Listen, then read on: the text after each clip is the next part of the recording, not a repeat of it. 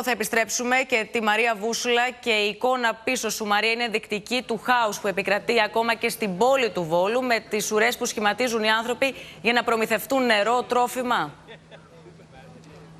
Για να πάρουν μία εξάδα νερό, Λένα. Από εκεί ξεκινάει, από τη μία πλευρά του Δημαρχείου, και κοιτάξτε εδώ γύρω-γύρω πόσοι περιμένουν, πάνω από μία μισή ώρα για να πάρουν τις εξάδες με τα νερά. Μόλις έφτασαν τα φορτηγά, φεύγουν και οι πρώτοι που ήταν πρώτοι στη σειρά και κατάφεραν να εξυπηρετηθούν και πηγαίνουν προς τα σπίτια. Εμείς συνεχίζουμε με τον Γιάννη τον Κούβαρα να σας δίνουμε την εικόνα. Λοιπόν, το νερό αυτό που θα πάρουν είναι μόνο για να πιούν, καθώς είναι μόνο μία εξάδα, δεν μπορούν να κάνουν κάτι άλλο, να πλύνουν. Είναι και οικογένειες με πάρα πολλά παιδιά. Όμως πρέπει να σας πω τα θετικά, αν θέλετε, νέα που έχουμε. Μέχρι το βράδυ θα έχει έρθει το ρεύμα σύμφωνα με τον Δήμαρχο.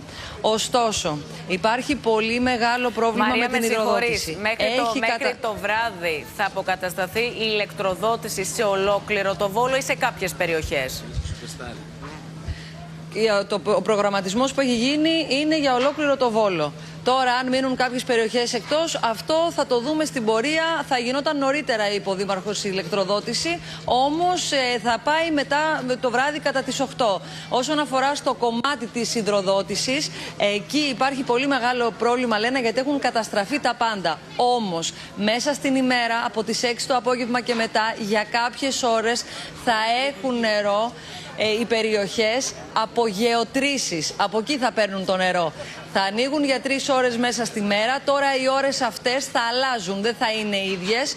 Θα ενημερώνονται οι κάτοικοι του Βόλου για το πότε μπορούν να χρησιμοποιήσουν το νερό.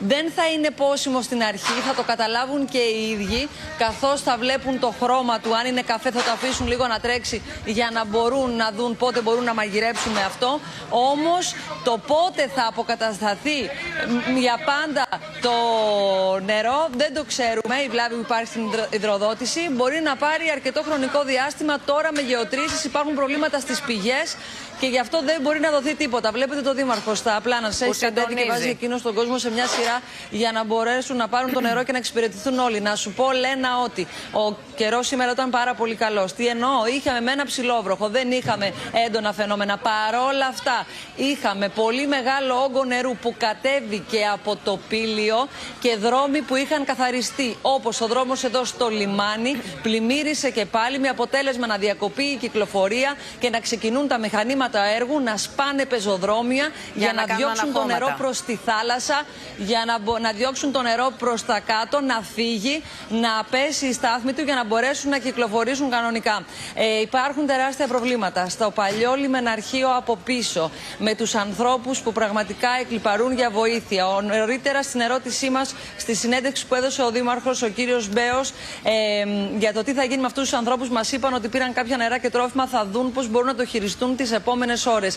Παραμένει πάρα πολύ λάσπη. Μεγάλος κίνδυνος στα πεζοδρόμια. Έχουν βγάλει τα καπάκια από τα φρεάτια, με αποτέλεσμα στην κάμερα του Sky μπροστά μας, δηλαδή ένας άνθρωπος να πέσει μέσα, Λένα, και να τραυματιστεί ελαφρά. Δεν είχε κάποιο πρόβλημα. Θέλει μεγάλη προσοχή και εδώ στο Βόλο οι εικόνες είναι τραγικές. Το βλέπετε κι εσείς. Να δούμε πώς θα εξελιχθεί όλο αυτό τις επόμενες μέρες. Και ήταν συγκλονιστικά τα όσα σου είπαν οι κάτοικοι στο Βόλο νωρίς το πρωί, ότι ακριβώς επειδή δεν έχουν ρεύμα, δεν μπορεί να λειτουργήσει το ψυγείο τους. Επομένως, αναγκάζουν να πετάξουν όλα τα τρόφιμα. Γι' αυτό μιλάμε, αυτές είναι απίστευτες ουρές. Είναι απίστευτες ουρές με τους ανθρώπους που έχουν σειρεύσει για να πάρουν μία εξάδα νερά, όπως μας είπε η Μαρία Βούσουλα. Μαρία, σε ευχαριστούμε πολύ και εμείς να ακούσουμε.